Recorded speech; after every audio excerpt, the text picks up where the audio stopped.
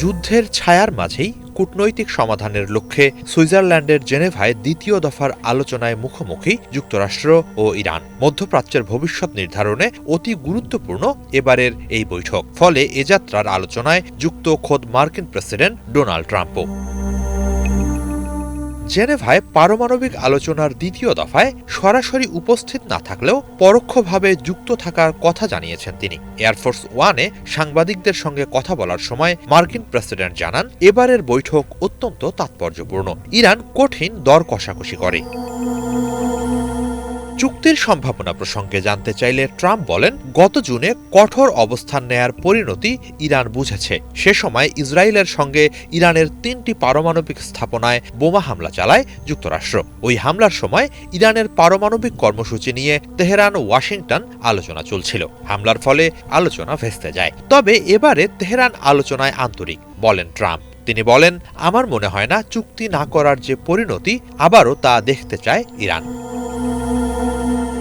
এদিকে ইরানের পররাষ্ট্রমন্ত্রী আব্বাস আরাগচি বলেছেন, তিনি ন্যায্য ও সমতা ভিত্তিক একটি চুক্তিতে পৌঁছাতে চান। সেই লক্ষ্যে জেনেভায় আন্তর্জাতিক আণবিক শক্তি সংস্থা IAEA এর মহাপরিচালক রাফায়েল গ্রসির সঙ্গেও আলোচনা করেছেন তিনি। গত জুনে মার্কিন হামলার পর থেকে IAEA এর সঙ্গে তেহরানের টানাপোড়েন চলছে। কয়েক মাস ধরেই সংস্থাটি জানতে চাইছে, ওই হামলার পর উচ্চমাত্রায় সমৃদ্ধ ইরানের 440 কেজি ইউরেনিয়াম মজুদের বর্তমান অবস্থা কি। তবে এখনও তা স্পষ্ট করেনি ইরান।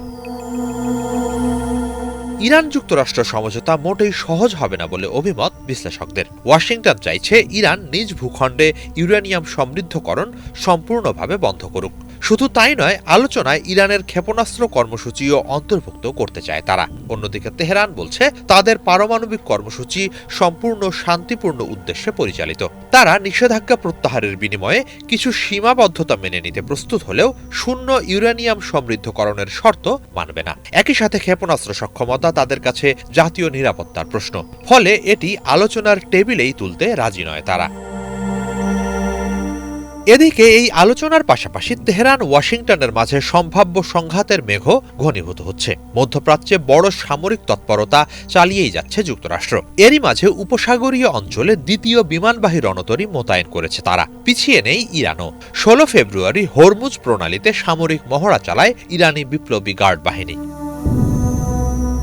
ইরানের সর্বোচ্চ নেতা আয়াতুল্লাহ আলী খামেনি কঠোর সতর্কতা জানিয়ে বলেছেন, ইরানের ওপর কোনো ধরনের হামলা হলে তা বৃহত্তর আঞ্চলিক যুদ্ধে রূপ নেবে। হামলার জবাবে উপসাগরীয় অঞ্চলে অবস্থিত যুক্তরাষ্ট্রের সামরিক ঘাঁটিগুলো পাল্টা আঘাতের লক্ষ্যবস্তু হতে পারে বলে বারবার হুমকি দিয়ে যাচ্ছে তেহরান। সম্ভাব্য এই ভয়াবহতা এড়াতে জোরালো কূটনৈতিক তৎপরতা চালিয়ে যাচ্ছে এ অঞ্চলের দেশগুলো। কেননা যে কোনো সংঘাতের ঢেউ তাদের নিরাপত্তা, অর্থনীতি ও স্থিতিশীলতার ওপর সরাসরি প্রভাব ফেলবে। হিজল জোবায়ের, বাংলা ভিশন।